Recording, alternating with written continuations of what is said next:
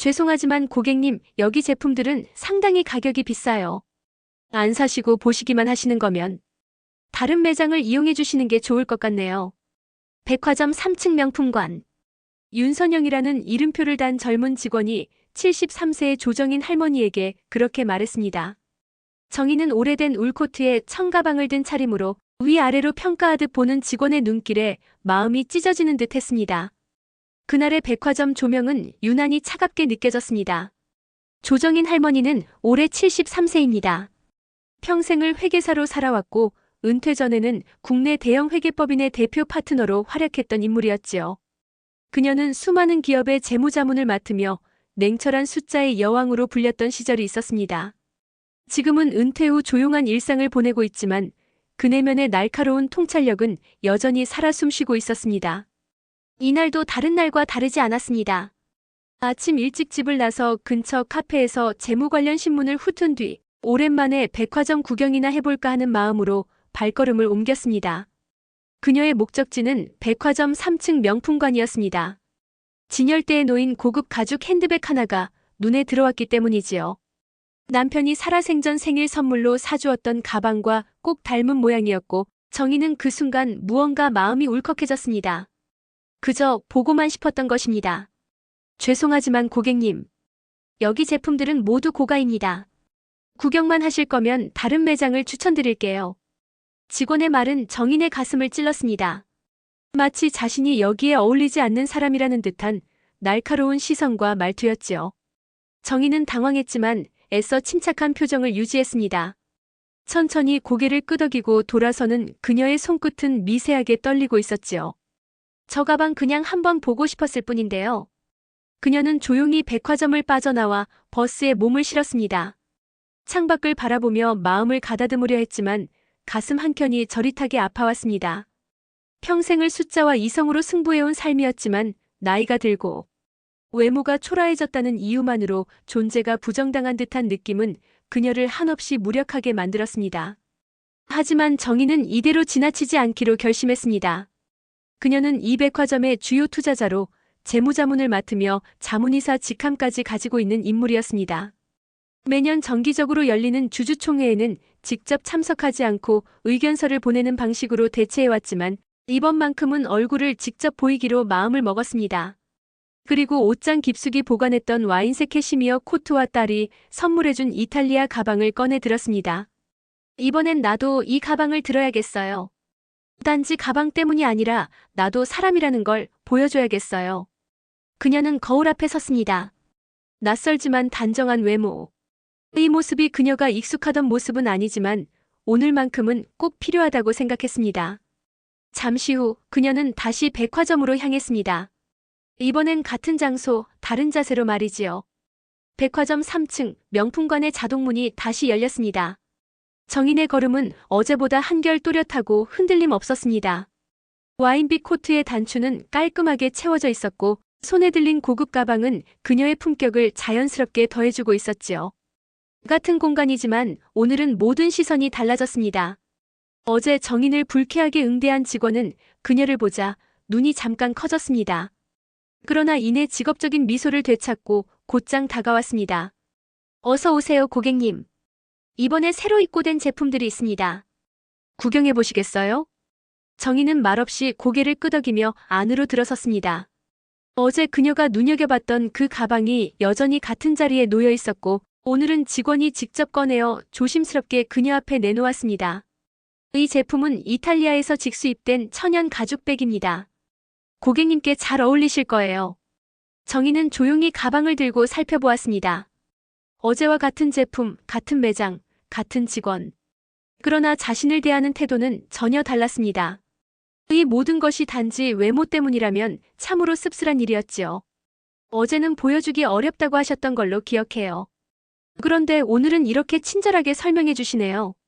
직원은 당황한 기색을 보였지만 이내 익숙한 미소로 얼버무렸습니다. 죄송합니다. 어제는 제가 너무 예민했나 봐요. 오늘은 고객님을 제대로 도와드릴 수 있어서 다행이에요. 정희는 말없이 고개를 끄덕이고 가방을 내려놓았습니다. 그리고 매장을 천천히 한 바퀴 돌며 물건들을 훑어보았습니다. 고요한 침묵 속에 직원은 그녀의 표정을 유심히 살폈지만 정희는 감정을 드러내지 않았습니다. 그녀는 매장을 나와 백화점 2층 카페로 자리를 옮겼습니다. 곧 시작될 주주총회 전 마음을 가라앉히기 위해 따뜻한 차 한 잔을 주문했습니다. 그리고 작은 가죽 수첩을 꺼내 오늘 회의에서 전할 메시지를 정리하기 시작했습니다. 잠시 후 테이블에 놓인 그 고급 가방을 흘끗 바라보며 그녀는 생각했습니다. 겉모습만 보고 사람을 판단하는 시대. 이제는 그 기준을 바꿔야 할 때예요. 그녀의 눈빛은 다시 날카로워졌습니다. 정희는 오늘 숫자가 아닌 사람의 가치를 말하기 위해 주주총회에 참석할 예정이었습니다. 주주총회장은 백화점 본관 5층 회의실에 마련되어 있었습니다. 이미 여러 명의 주주들과 관계자들이 자리를 메우고 있었고 발표를 준비하는 임원들의 얼굴에는 긴장감이 서려 있었습니다. 정희는 천천히 회의장 안으로 들어섰습니다. 그녀의 등장은 생각보다 큰 반향을 일으켰습니다. 평소에 잘 모습을 드러내지 않던 자문이사가 직접 참석한 것이었기 때문이지요. 관계자들은 일제히 고개를 돌렸고 일부는 곧장 자리에서 일어나 인사를 건넸습니다. 아, 조 이사님. 직접 뵙게 되어 영광입니다. 정희는 짧게 고개를 끄덕이며 자리에 앉았습니다. 회의는 곧 시작되었고 백화점의 매출 현황과 신규 투자 계획, 임대 구조 조정안까지 다양한 안건이 차례로 보고되었습니다. 그러던 중 백화점 고객 서비스 개선 방안에 대한 발표가 이어졌습니다. 발표자는 고개를 들며 말했습니다. 최근 고객 응대 관련 불만이 일부 접수되고 있습니다. 그러나 전반적인 평가는 우수한 편이며 고급 브랜드 매장들의 만족도는 특히 높습니다. 정희는 그 순간 손을 들었습니다. 모든 시선이 그녀에게 집중되었고 그녀는 또박또박 말했습니다. 제가 어제 직접 경험한 이야기를 하나 하겠습니다. 매장을 방문한 고객에게 응대는 친절보다는 선별적이었습니다. 옷차림이나 외모에 따라 시선이 달라졌고 그 태도는 구매 여부와 무관해 보였습니다. 회의장 안은 순간 조용해졌습니다. 발표자는 당황한 듯 말끝을 흐렸고 몇몇 참석자들은 정인의 발언을 경청하며 고개를 끄덕였습니다. 정인은 말을 이어갔습니다. 고객은 숫자가 아닙니다. 백화점은 단지 물건을 파는 곳이 아니라 사람을 대접하는 공간이어야 합니다. 오늘 우리가 논의하는 매출보다 중요한 건 그 안에서 잃어버리고 있는 존중이라는 가치입니다. 정인의 발언은 강한 울림을 남겼습니다. 숫자로 설명할 수 없는 무언가를 짚어낸 그 말은 회의에 참석한 모두에게 깊은 인상을 주었습니다. 그녀는 다시 자리에 앉았습니다.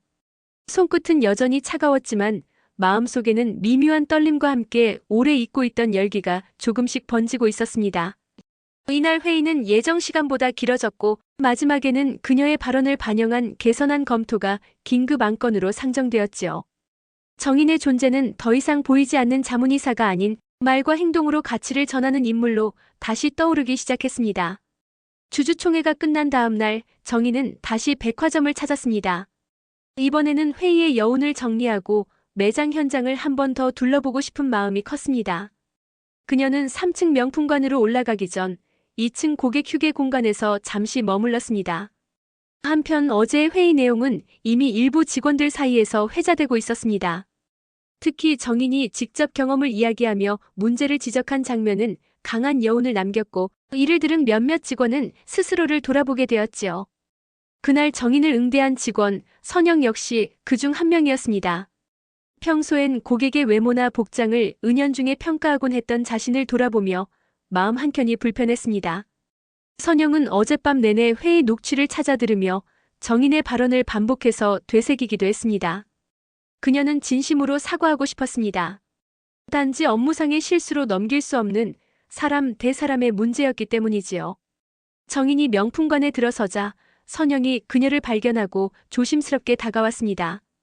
오늘은 무표정한 얼굴이 아닌 조심스러운 미소와 함께 말문을 열었습니다. 조 이사님 잠시만 괜찮으실까요? 꼭 드리고 싶은 말씀이 있어서요. 정인은 그녀를 바라보며 고개를 끄덕였습니다. 두 사람은 매장 한쪽의 응접 테이블에 마주 앉았습니다. 사실 어제 제가 이사님을 처음 뵈었을 때 제 시선이 많이 짧았던 것 같아요. 고객을 대하는 일에 있어서 외모나 복장 같은 걸로 판단해서는 안 되는 걸 잘 알고 있었는데 막상 그 순간엔 제대로 행동하지 못했습니다. 진심으로 죄송합니다. 선영의 목소리는 떨리고 있었습니다. 정희는 그녀의 눈을 바라보다가 조용히 말을 꺼냈습니다. 사람은 누구나 실수합니다. 중요한 건 그 실수를 어떻게 마주하고 어떻게 바꾸어가는가에 있겠지요. 오늘 이렇게 솔직하게 이야기해줘서 고맙습니다. 선영은 작게 고개를 숙였습니다. 두 사람 사이에는 잠시 정적이 흘렀고 그 정적은 어색하지 않았습니다. 오히려 서로의 마음을 진심으로 확인하는 조용한 시간 같았습니다. 그리고 정희는 자리에서 일어나 가방 코너로 걸어갔습니다. 어제와 같은 모델의 가방을 들어보며 천천히 거울을 바라보았습니다. 이번에는 단지 추억 때문이 아니라 자신을 위한 선택이었습니다. 이 가방 구입하겠습니다. 그리고 다음 주에 제 딸과 함께 다시 올게요. 그 아이한테도 이곳이 어떤 공간인지, 어떤 가치가 오가는 곳인지 보여주고 싶어서요. 선영은 깊이 고개를 숙이며 답했습니다. 정말 감사합니다, 조 이사님. 다음엔 꼭 더 따뜻하게 모시겠습니다. 정희는 가방을 조심스레 받아들며 매장을 나섰습니다. 엘리베이터로 향하는 길, 그녀는 스스로에게 속삭이듯 말했습니다. 가끔은 말보다 행동이 더 깊은 울림을 주죠. 오늘 같은 날이 그런 날이네요. 그녀의 발걸음은 전날보다 한결 가벼웠습니다. 겉모습이 아닌 내면의 무게로 존중을 이끌어낸 하루. 이제 정인의 여정은 단지 복수가 아니라 변화와 회복의 방향으로 나아가고 있었습니다. 다음 주 약속했던 날이 밝았습니다. 정인은 딸 유진과 함께 백화점 정문에 도착했습니다. 유진은 30대 초반의 직장인으로 바쁜 업무 속에서도 모처럼 시간을 내어 어머니와의 시간을 소중히 여겼습니다. 정희는 딸의 손을 잡고 3층으로 향했습니다. 엄마, 요즘 왜 이렇게 멋을 부리세요? 옷도 그렇고 저 가방도 새로 사신 거죠? 정희는 미소를 지으며 고개를 끄덕였습니다. 나를 위해서 사본 거야. 아주 오랜만에. 두 사람은 명품관에 도착했습니다. 선영이 밝은 표정으로 맞이하며 인사했습니다. 어서 오세요, 조 이사님. 그리고 따님분도 환영합니다. 유진은 약간 놀란 듯 어머니를 쳐다보았습니다. 정희는 자연스럽게 딸에게 설명했습니다. 내가 여기 백화점의 투자 자문 이사라는 말, 예전엔 안 했던 것 같구나. 이곳의 분위기와 변화를 좀 더 가까이서 보고 싶었어. 선영은 매장 안으로 두 사람을 안내하며 신상품들을 소개했습니다. 이전보다 훨씬 여유롭고 따뜻한 응대였습니다. 유진은 매장의 분위기가 상상과 달라 놀란 눈치였습니다. 이곳 예전엔 좀 딱딱하고 거리감 있었던 것 같은데 지금은 많이 달라졌네요. 엄마 덕분인가 봐요. 정희는 말없이 웃었습니다. 자신이 겪은 작지만 큰 변화가 다른 이들에게도 영향을 주고 있음을 느끼고 있었습니다. 이후 두 사람은 백화점 안의 카페로 자리를 옮겼습니다. 창가 자리에 앉아 따뜻한 차를 마시며 모녀는 오랜만에 깊은 이야기를 나누기 시작했습니다. 엄마, 왜 이제 와서 이렇게 나섰어요? 예전엔 항상 조용히 계셨잖아요. 정희는 잠시 창밖을 바라보다가 고개를 돌렸습니다. 그동안은 내 역할이 숫자였어. 조용히 계산하고 조율하고 책임지고. 하지만 이제는 내가 살아온 방식이 옳기만 했는지 다시 생각하게 됐단다. 나도 사람이고 사람 사이의 따뜻함을 느끼고 싶었어. 유진은 어머니의 손을 조용히 잡았습니다. 그 따스한 온기는 말보다 더 깊은 공감을 전해주고 있었지요. 한편 선영은 매장 안에서 직원 회의를 준비하고 있었습니다. 회의 주제는 고객 응대의 본질이었습니다. 그녀는 정인의 이야기를 예로 들며 매장 직원들과 함께 고객에 대한 존중, 편견 없는 시선, 진심을 다한 서비스의 중요성을 공유하고자 했습니다. 이 작은 변화가 단지 매장 하나에 그치지 않기를 바라는 마음에서였습니다. 정희는 그날 백화점을 떠나며 유진에게 말했습니다. 다음엔 내 아이도 데려오자. 이 공간이 얼마나 다른 이야기를 품고 있는지 보여주고 싶어. 그녀의 말에는 이제 삶의 한 챕터가 바뀌고 있다는 조용한 확신이 담겨 있었습니다. 그녀의 한 걸음이 누군가에겐 새로운 시작이 되고 있었던 것이지요. 며칠 뒤 백화점 본사에서는 또 한 번의 내부 회의가 열렸습니다. 최근 주주총회에서 있었던 정인의 발언과 그 이후 일부 매장에서 감지된 고객 응대 방식의 변화에 대해 논의하기 위한 자리였습니다. 일부 경영진은 정인의 접근을 긍정적으로 받아들였지만 또 다른 일부는 불편함을 감추지 않았습니다. 매장의 이미지가 너무 부드러워지면 고급스러움이 손상될 수 있습니다. 친절은 좋지만 지나친 친근함은 오히려 브랜드 가치에 악영향을 줄 수 있어요. 한 임원이 단호한 목소리로 말했습니다. 반면 다른 인사는 조심스레 반박했습니다. 하지만 최근 고객 만족도 조사 결과를 보면 변화 이후 긍정적인 반응이 뚜렷해졌습니다. 정 이사님의 조언은 단순한 감정 호소가 아니라 실제로 매출과 브랜드 충성도에도 영향을 미칠 수 있는 전략이었습니다. 이러한 입장 차이는 회의 내내 팽팽하게 이어졌습니다. 그리고 결국 본부장은 조정인 이사에게 직접 의견을 구하기로 결정했습니다. 그날 오후 정희는 백화점 본사 사무실에서 본부장과 마주 앉았습니다. 회의실은 조용했고 커다란 창문 밖으로는 늦가을 햇살이 조용히 내려앉고 있었습니다. 이사님, 최근 매장 응대 방식에 대해 여러 의견이 있습니다. 일선 매장에서는 변화의 필요성을 공감하지만 고급 브랜드의 정체성 유지에 대한 우려도 있지요. 혹시 이사님의 생각을 좀 더 구체적으로 들을 수 있을까요? 정희는 차분하게 고개를 끄덕였습니다. 그녀는 잠시 생각을 정리한 후 입을 열었습니다. 고객이 원하는 건 단지 고가의 제품이 아닙니다. 자신이 존중받는다는 감각이에요. 브랜드의 고급스러움은 고객을 거리두게 하는 것이 아니라 정중히 맞이하는 태도에서 비롯됩니다. 위압감 대신 진심을 담은 서비스가 결국 신뢰를 만듭니다. 본부장은 조용히 고개를 끄덕이며 정인의 말을 받아들였습니다. 그녀의 논리는 단단했고 무엇보다 직접 경험에서 우러나온 진실된 이야기였습니다. 회의가 끝난 후 정인은 건물을 나서며 깊은 숨을 내쉬었습니다. 무언가 결정적인 전환점에 서 있다는 것을 직감했기 때문이었습니다. 한편 선영은 명품관 내부 인테리어 리뉴얼 프로젝트에 참여하게 되었습니다. 고객의 동선을 분석하고 더 편안한 쇼핑 경험을 설계하는 작업이었죠. 그녀는 정인의 말처럼 고객의 눈높이에서 생각하는 것의 중요성을 실감하고 있었습니다. 그날 밤 정인은 자신의 수첩을 꺼내 조용히 메모를 남겼습니다. 가치를 지키는 것과 변화를 두려워하지 않는 것. 둘 다 동시에 가능하다면 그게 진짜 고급스러움 아닐까? 그녀의 손끝은 망설임 없이 움직였고 마음속에는 새로운 그림이 그려지고 있었습니다. 숫자가 아닌 마음으로 백화점을 바라보는 법. 이제 정희는 그 길을 선택했고 그 길은 다른 이들에게도 조금씩 스며들고 있었습니다. 초겨울로 접어든 어느 날 백화점 외부에서 촬영된 고객 응대 영상이 SNS를 통해 빠르게 퍼지기 시작했습니다. 영상 속 직원은 한 고령 고객에게 불친절한 태도로 일관하며 무시하는 장면이 담겨 있었고 댓글에는 여전히 나이 든 사람에겐 차별적이다. 겉모습으로 사람을 판단하는 백화점이라는 비판이 잇따랐습니다. 영상이 퍼지자 백화점 측은 즉각 해명과 사과문을 발표했지만 여론은 쉽게 가라앉지 않았습니다. 정희는 관련 내용을 접한 후 곧장 본사로 향했습니다. 그녀는 해당 영상이 촬영된 매장의 현황을 요청했고 해당 직원이 초임으로 최근 입사한 인턴이라는 사실을 확인했습니다. 문제는 그보다 더 깊은 곳에 있었습니다. 과연 일선 직원 한 명만의 태도였는가? 아니면 아직 백화점 내부에 잔재해 있는 인식의 문제인가? 정희는 본부장과 다시 회의실에서 마주 앉았습니다. 이번엔 임원뿐 아니라 각 층의 매장 매니저들도 참석한 자리였습니다. 사실 이번 일은 단순히 한 명의 잘못으로 끝낼 수 없습니다.